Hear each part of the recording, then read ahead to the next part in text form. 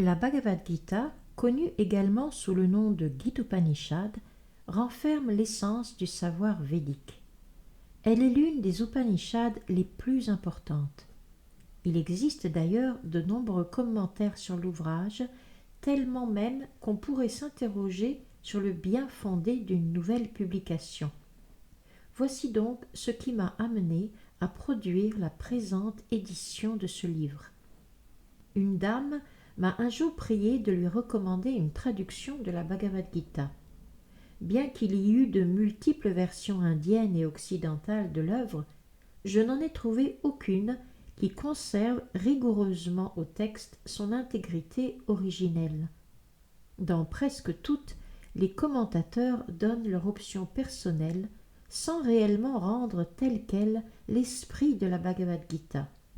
Or, cet esprit, l'écrit lui-même nous le révèle. Tout comme pour prendre un médicament, il faut se référer à la posologie, il convient de recevoir la Bhagavad Gita en observant les directives de celui qui l'a énoncée. En effet, si nous souhaitons qu'un médicament soit efficace, nous ne le prendrons pas d'une manière fantaisiste ou selon les recommandations d'un ami, mais bien plutôt nous en tiendrons-nous aux indications de la notice ou aux instructions du médecin. Il en est de même de l'étude de la Bhagavad Gita. Au fil des pages, l'identité de Krishna s'affirme. Il est Bhagavan, il est Dieu, la personne suprême.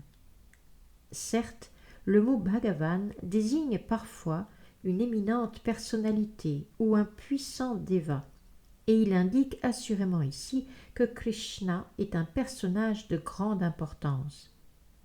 Mais il nous faut savoir que Krishna est Dieu, la personne suprême, ainsi que le confirment tous les grands acharyas, maîtres spirituels, tels que Shankaracharya, Ramanujacharya, Madhvacharya, Nimbarka Swami, Sri Chaitanya Mahaprabhu et beaucoup d'autres autorités de l'Inde versées dans le savoir védique. En outre, le Seigneur en personne établit sa divinité suprême dans la Bhagavad Gita elle-même, divinité que lui reconnaissent la Brahma Samhita et l'ensemble des Puranas, plus particulièrement le Bhagavad Purana ou Srimad Bhagavatam, Krishnatu Bhagavan Swayam. Nous devons donc recevoir la Bhagavad Gita conformément aux directives de Dieu lui-même. Dans le 4e chapitre, 4e versets 1 à 3, le Seigneur dit Imam vivajvate yogaham proktavam hamavyayam vivajvan manave praham manurikshva kave bravid Evam parampara praptam imam rajarshayo viduhu sakalineha mahata yogo nashta parantapa Sahevayam maya tedya yogaha proktaha paratana bhakto sime sakacheti nahashyami etaruttamam. Il apprend à Arjuna que la connaissance du yoga dont il est question ici fut d'abord révélée au Déva du soleil, qui la livra à Manu, lequel la communiqua à son tour à Ikshvaku. Ainsi, le yoga qu'enseigne la Bhagavad Gita fut-il transmis par une filiation spirituelle de maître à disciple. Or, comme avec le temps ce savoir s'est perdu, le Seigneur l'énonce à nouveau. Mais cette fois, il l'expose à Arjuna sur le champ de bataille de Kurukshetra. Krishna explique à Arjuna qu'il lui révèle ce savoir secret, suprême entre tous, parce qu'il est son dévot et son ami. La Bhagavad Gita est donc un traité plus particulièrement destiné aux dévots du Seigneur. Il y a 3 catégories de spiritualistes, les gyanis, les yogis et les bhaktas, c'est-à-dire respectivement les philosophes impersonnalistes, les adeptes de la méditation et les dévots du Seigneur. Dans ces versets également, le Seigneur annonce à Arjuna qu'il fait de lui le premier chaînon d'une nouvelle filiation spirituelle, parampara, puisque l'ancienne est rompue. Le Seigneur souhaite donner naissance à une nouvelle lignée de maîtres chargés de transmettre sans l'altérer la connaissance autrefois rapportée par le Déva du Soleil à ses successeurs. Il désire aussi que cette connaissance se propage par l'intermédiaire d'Arjuna, qui doit devenir l'autorité en matière de compréhension de la Bhagavad Gita. On voit donc que le Seigneur a tout spécialement choisi Arjuna pour divulguer son enseignement parce qu'il est son dévot, son disciple immédiat et son ami intime. Pour cette raison, celui qui désire vraiment comprendre la Bhagavad Gita doit développer les mêmes qualités qu'Arjuna. Il doit être un dévot uni au Seigneur par une relation directe. Or, ce n'est qu'en devenant un dévot du Seigneur qu'on établit un lien direct avec lui. Bien que le sujet soit fort complexe, on peut tout de même expliquer brièvement que la relation qui unit le dévot à Krishna, la personne suprême, revêt l'une de ces 5 formes. La relation passive ou neutre, la relation active ou de service, la relation d'amitié, la relation parentale, la relation amoureuse. Arjuna est uni au Seigneur par une relation d'amitié. Évidemment, un abîme sépare cette amitié de celle que nous connaissons dans le monde matériel. Cette amitié transcendantale n'est pas à la portée de tous. Car si chaque être est uni au Seigneur par une relation qui lui est personnelle, cette relation ne devient manifeste que lorsque l'être atteint la perfection du service de dévotion. Malheureusement, dans notre condition actuelle, non seulement avons-nous oublié le Seigneur suprême, mais aussi la relation éternelle qui nous lie à lui. Les milliards et milliards d'êtres vivants sont tous individuellement unis à Dieu par une relation éternelle. Cette relation, ou constitution propre et singulière de l'être, est appelée Svarup. Or, comme nous l'avons mentionné plus haut, c'est par le processus du service de dévotion que l'être recouvre sa nature parfaite et originelle. Cet état de perfection est techniquement nommé Svarup Siddhi. En ce qui le concerne, Arjuna est un dévot du Seigneur, uni à lui par une relation d'amitié. Le 10e chapitre nous permet de comprendre comment Arjuna réagit face au message de la Bhagavad Gita. 10e chapitre, versets 12 à 14. Arjuna uvacha param brahma puram dhamma pavitram paramam bhavan purusham shashvatam divyam adi devam ajam vibhum austvam rashya sarve devarshir naradastata asito devalo vyasaha svayam cheva bravishime sarvamedamritam manye yan mam vadasi keshava nahite bhagavan vyaktim vidur devanadanavaham. Arjuna dit: Tu es Dieu, la personne suprême, l'ultime demeure, la vérité absolue. Tu es la personne originelle, transcendantale et éternelle. Tu es le non-né, le plus pur et le plus grand. Tous les grands sages, Narada, Asita, Devala et Vyasa le proclament, et toi-même à présent me le révèles. Ô Krishna, tout ce que tu m'as dit est pour moi l'entière vérité. Ni les dévas ni les démons ne peuvent connaître ta personne, ô Seigneur. Après avoir reçu la Bhagavad Gita du Seigneur en personne, Arjuna reconnaît en Krishna le Param Brahma, le Brahman suprême. Les êtres distincts étant tous Brahmanes, tandis que Dieu est le Brahman suprême. Les mots Param Dham le désignent comme le repos, le séjour ultime de tout ce qui est. Pavitram signifie qu'il est pur, exempt de toute souillure matérielle. Purusham indique qu'il est le bénéficiaire suprême de tous les plaisirs. Shashvatam, qu'il est la personne originelle. Divyam, qu'il transcende la matière. Adidevam, qu'il est Dieu, la personne suprême. Ajam, qu'il est le non-né, et Vibhum, le plus grand. On pourrait croire que son amitié pour Krishna incite Arjuna à prononcer des éloges flatteurs. Mais pour dissiper tout soupçon du lecteur de la Bhagavad Gita, Arjuna justifie ses louanges dans le verset suivant, en précisant que si lui-même reconnaît en Krishna Dieu la personne suprême, les autorités en matière de savoir védique, que sont Narada, Asita, Devala et Vyasadeva, qui tous distribuent ce savoir reconnu des acharyas, partagent son jugement.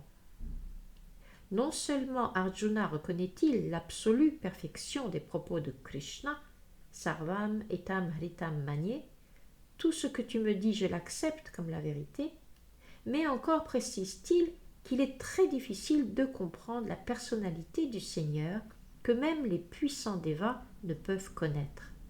Or, si même les devas supérieurs à l'homme ne peuvent connaître Krishna, comment un simple humain le pourrait-il sans devenir son dévot?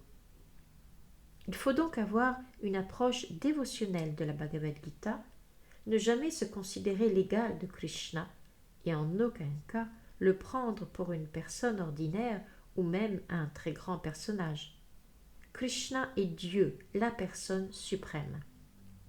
Que ce soit à la lumière de ces saints enseignements ou des paroles d'Arjuna qui s'efforcent d'en saisir la portée, nous devons, ne serait-ce que théoriquement, accepter que Krishna est Dieu.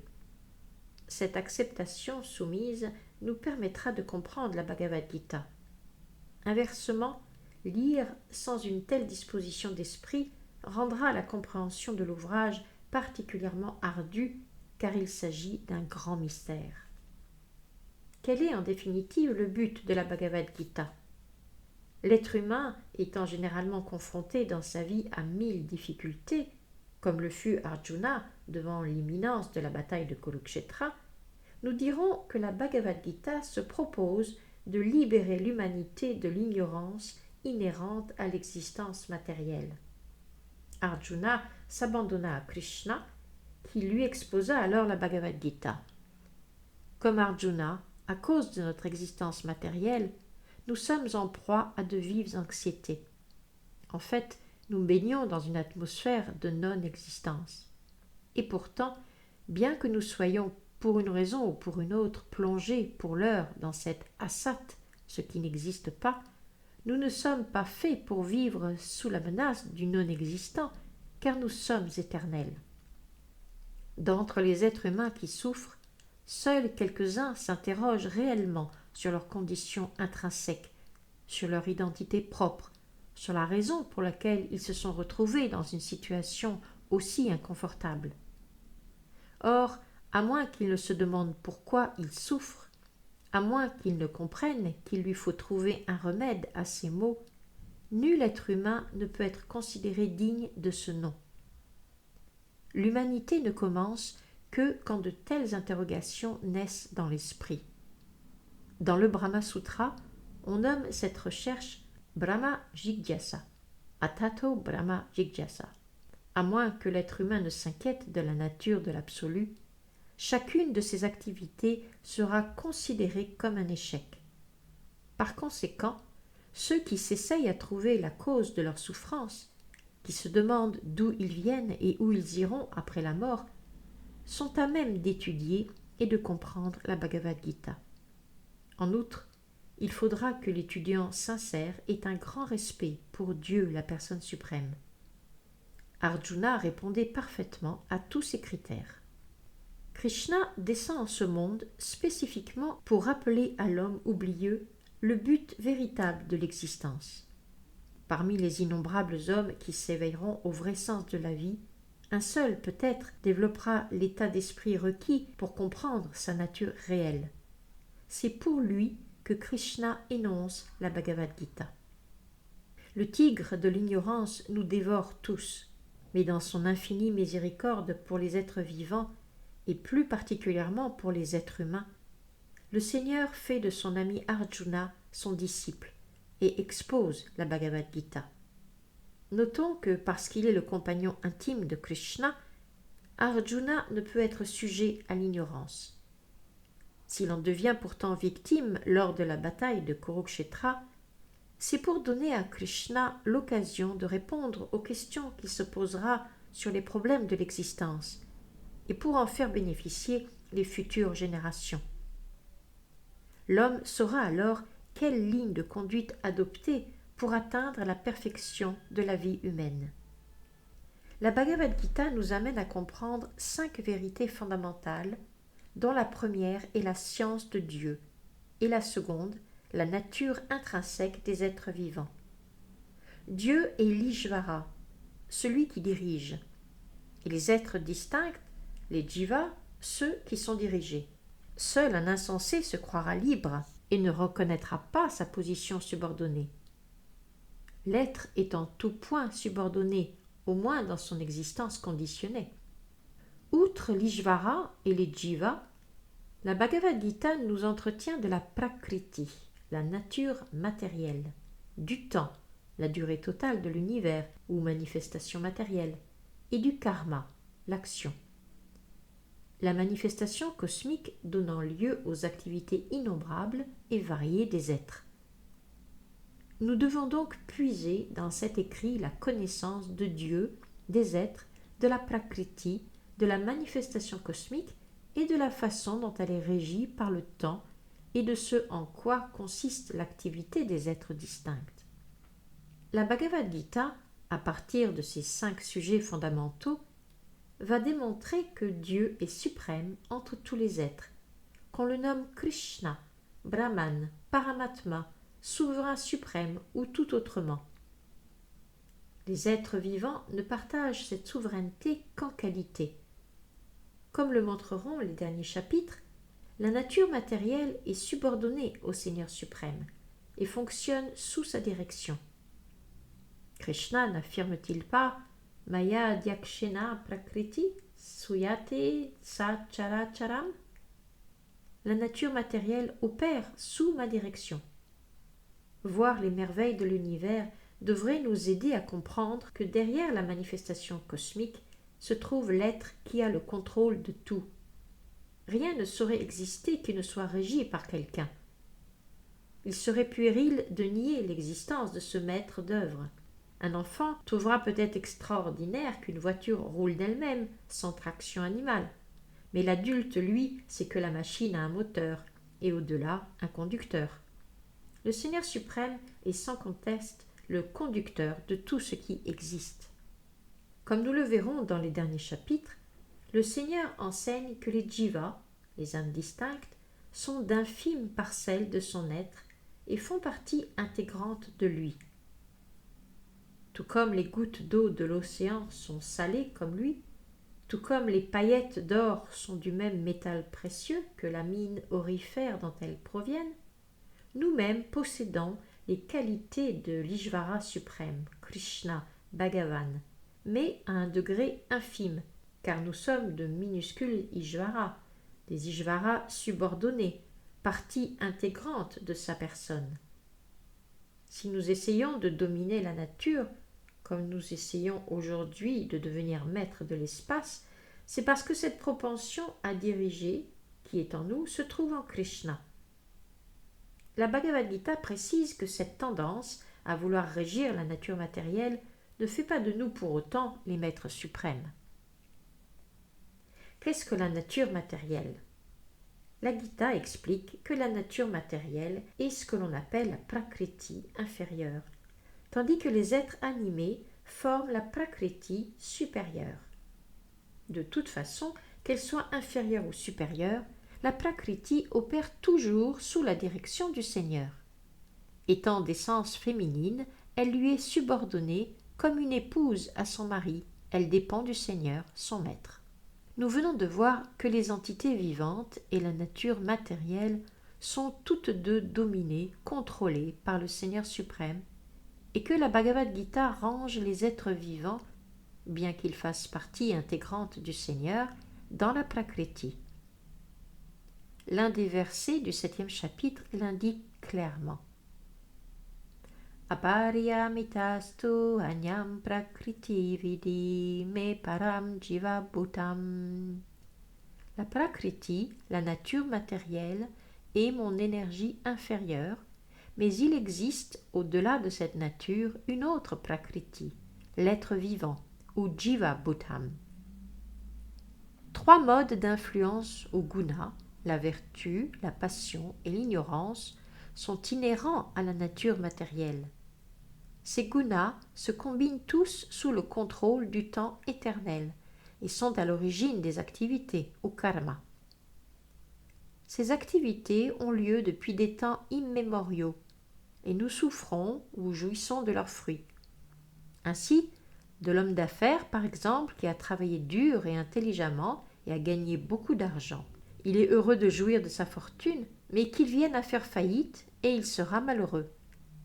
Cette alternance de bonheur et de malheur consécutifs à nos actions est ce que l'on appelle le karma. D'entre les 5 objets d'étude de la Bhagavad Gita, l'Ishvara, le Seigneur suprême, le Jiva, l'âme distincte, la Prakriti, la nature matérielle, le Kala, le temps éternel, et le Karma, l'action, les 4 premières existent éternellement. Les manifestations de la Prakriti, bien qu'elles soient de nature éphémère, ne sont pas fictives. Il y a bien certains philosophes qui assurent que la manifestation de la nature matérielle est fausse. Mais la philosophie Vaishnava, la philosophie de la Bhagavad Gita, affirme le contraire.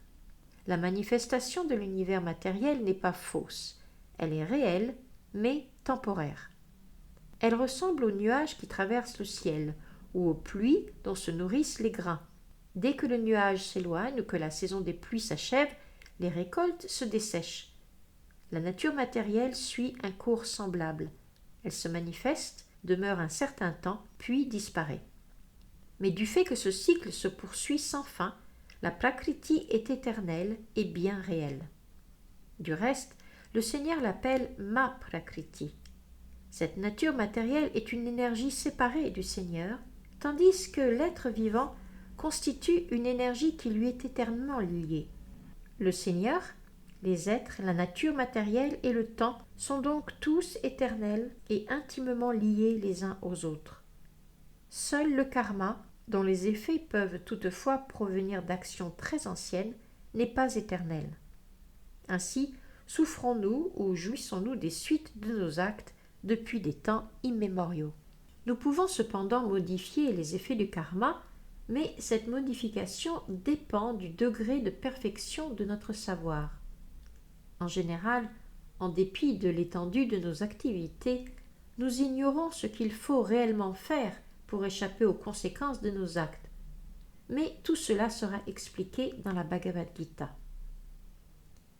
L'Ishvara, le Seigneur, est la conscience suprême. Les jivas, les êtres vivants, parce qu'ils font partie intégrante de la personne suprême, ont également une conscience. Nous avons vu que si l'être vivant et la nature matérielle sont tous deux prakriti, énergie du Seigneur, seul le jiva est conscient. Et parce que sa conscience est analogue à celle du Seigneur, la jiva prakriti est considérée comme supérieure. Toutefois, même s'il atteint un degré de perfection très élevé, jamais l'être vivant ne deviendra suprêmement conscient. Toute théorie soutenant le contraire est mensongère. Le jiva est conscient, mais ne peut l'être suprêmement. Le 13e chapitre de la Bhagavad Gita établit clairement cette distinction entre le jiva et l'ishvara. Tous deux sont kshetrajna, conscients. Mais le premier n'est conscient que de son propre corps, tandis que le second a une conscience qui s'étend à la totalité des êtres. Parce qu'il vit dans son cœur sous la forme de Paramatma, l'Ishvara est conscient à chaque instant des conditions psychiques du jiva et le guide dans ses moindres désirs. Celui-ci oublie ce qu'il doit faire, il choisit d'agir de telle ou telle façon et se retrouve empêtré toujours davantage dans les raies du karma qu'il se crée. Il doit se réincarner, changer de corps vie après vie, comme on met ou on enlève un vêtement, et subir les conséquences de ses actes. Il existe pourtant un moyen de changer cela. Il suffit de se placer sous l'égide de la vertu et avec un esprit sain, comprendre quelle sorte d'activité adopter. Ainsi, nos actes présents et les effets de nos actes passés seront modifiés. C'est pour cela que le karma n'est pas éternel, alors que l'Ishvara, le Jiva, la Prakriti et le temps le sont. L'être vivant ressemble à l'Ishvara dans la mesure où leurs consciences sont toutes deux transcendantales. La conscience n'est d'ailleurs pas générée par le contact avec la matière. La Bhagavad Gita réfute la théorie selon laquelle la conscience se développerait sous certaines conditions d'agencement de la matière. Tout comme la lumière réfléchie par un verre teinté peut prendre une couleur différente, la conscience de l'être peut être réfléchie de façon pervertie en raison des circonstances matérielles, ce qui n'est pas du tout le cas de la conscience du Seigneur. Krishna lui-même l'affirme. Maya Dyakshena Prakriti. Même lorsqu'il descend dans l'univers matériel, sa conscience n'en est pas affectée. Si tel était le cas, il serait indigne d'aborder des sujets transcendantaux comme il le fait dans la Bhagavad Gita. Il est impossible de parler du monde spirituel tant que la conscience subit l'influence malsaine de la matière. Le Seigneur n'est donc pas contaminé par elle, alors qu'en ce moment notre conscience l'est. La Bhagavad Gita nous conseille de purifier cette conscience souillée par la nature matérielle afin de pouvoir agir selon la volonté de l'Ishvara et de connaître le bonheur. Il ne s'agit pas d'arrêter toute action, mais de purifier nos actes, qui prennent alors le nom de bhakti. Ces activités dans la bhakti peuvent sembler tout à fait ordinaires, mais elles sont en réalité exemptes de toute contamination. Le profane, au maigre savoir, ne verra aucune différence entre les actions du dévot du Seigneur et celles de l'homme du commun. Mais c'est qu'il ignore que, comme ceux du Seigneur, les actes du dévot transcendent les trois gunas et ne sont jamais souillés par une conscience impure. Aussi longtemps que sa conscience est contaminée par la matière, on dit que l'être est conditionné. Il a une conception erronée de son vrai moi et croit être un produit de la nature matérielle. C'est ce qu'on appelle le faux ego. Celui qui s'identifie ainsi au corps ne peut comprendre ce qu'est sa véritable condition. La Bhagavad Gita a donc été énoncée pour nous libérer de cette conception du soi fondée sur le corps. Arjuna y joue le rôle de l'être conditionné afin de recevoir du Seigneur cette connaissance. Le premier devoir du spiritualiste est de s'affranchir de ce concept erroné du soi. Pour atteindre la libération, il faut d'abord comprendre que l'on n'est pas le corps physique. Mukti, la libération, signifie être libéré de la conscience matérielle. Le Srimad Bhagavatam nous donne cette définition. Muktir itanyata rupam swarupena vyavashtetihi. Mukti signifie être libéré de la conscience contaminée par le monde matériel et situé dans la pure conscience. Du reste, comme la Bhagavad Gita n'a d'autre objet que de raviver la conscience pure de l'être, il est naturel qu'à la fin de l'ouvrage, Krishna demande à Arjuna si sa conscience est maintenant purifiée. Avoir la conscience purifiée indique que l'on agit conformément aux instructions du Seigneur. Pour résumer, nous dirons que faisant partie intégrante de la personne suprême, nous sommes nous aussi conscients. Mais nous courons le risque d'être affectés par les gunas inférieurs, quand le Seigneur, par contre, ne peut l'être en aucune façon. C'est là toute la différence entre Krishna et les infimes âmes distinctes. Interrogeons-nous à présent sur ce qu'est vraiment cette conscience. C'est la perception du moi, le fait d'avoir conscience d'exister, d'être « je suis ». Oui, mais qui suis-je ? Avec une conscience contaminée, « je suis » signifie Je suis le Seigneur et le bénéficiaire de tout ce qui m'entoure. Le monde matériel existe d'ailleurs parce que chaque être vivant pense en être le maître et le créateur. La conscience matérielle repose sur cette double perception. Je suis le créateur et je suis le bénéficiaire. Mais en fait, cela ne s'applique qu'à Krishna, car l'être distinct, partie intégrante du Seigneur suprême, n'est ni le créateur, ni le bénéficiaire, mais le collaborateur. Il est la créature qui contribue au plaisir du créateur. Son destin est de coopérer avec le divin, comme la pièce qui ne fonctionne qu'en parfaite harmonie avec la machine entière, ou la partie du corps qui est toujours solidaire du corps entier. Tout comme on nourrit l'arbre en arrosant ses racines, on entretient le corps en alimentant l'estomac. Les mains, les jambes, les yeux ne peuvent jouir directement de la nourriture. Ils doivent d'abord l'acheminer vers l'estomac, dont l'organisme dépend tout entier. Donc, puisque le Seigneur suprême est le bénéficiaire et le créateur de tout, les êtres vivants subordonnés qui désirent connaître le vrai bonheur doivent agir pour le satisfaire. La relation qui unit les êtres distincts au Seigneur ressemble en effet à celle qui unit le serviteur au maître. Quand le maître est pleinement satisfait, le serviteur l'est aussi. Aussi devons-nous nous efforcer de satisfaire le Seigneur en dépit de notre tendance à vouloir profiter de l'univers matériel et à nous en croire les créateurs. Cette tendance existe en nous parce qu'à l'origine elle existe en Dieu, le véritable créateur de l'univers. Nous verrons par conséquent dans la Bhagavad Gita que le tout complet, c'est-à-dire la vérité suprême et absolue, Shri Krishna, Dieu, comprend le Maître suprême, Ishvara, les êtres qu'il domine, Jiva, la manifestation cosmique, Prakriti, le temps éternel, Kala, et l'action, Karma. Tout ce qui existe n'est que la manifestation de ces diverses énergies. La Gita explique également que le Brahman impersonnel est lui aussi subordonné à cette personne suprême et complète. Brahmano i pratishtaham. Le Brahma Sutra développe cette idée en comparant le Brahman au rayon du soleil. Il est la lumière irradiante du Seigneur. La réalisation du Brahman impersonnel n'est donc qu'une réalisation incomplète de la vérité absolue, tout comme l'est celle du Paramatma. On verra dans le 15e chapitre que Dieu, la personne suprême, Purushottam, se situe au-delà des deux. La personne suprême est dite Sat Chit Ananda Vigraha, ainsi que la décrivent les premiers mots de la Brahma Samhita.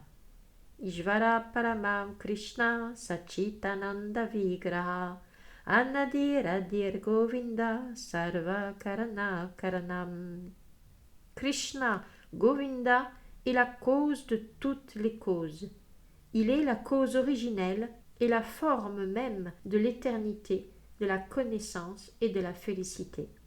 Avec le Brahman impersonnel, on réalise son éternité, Sat.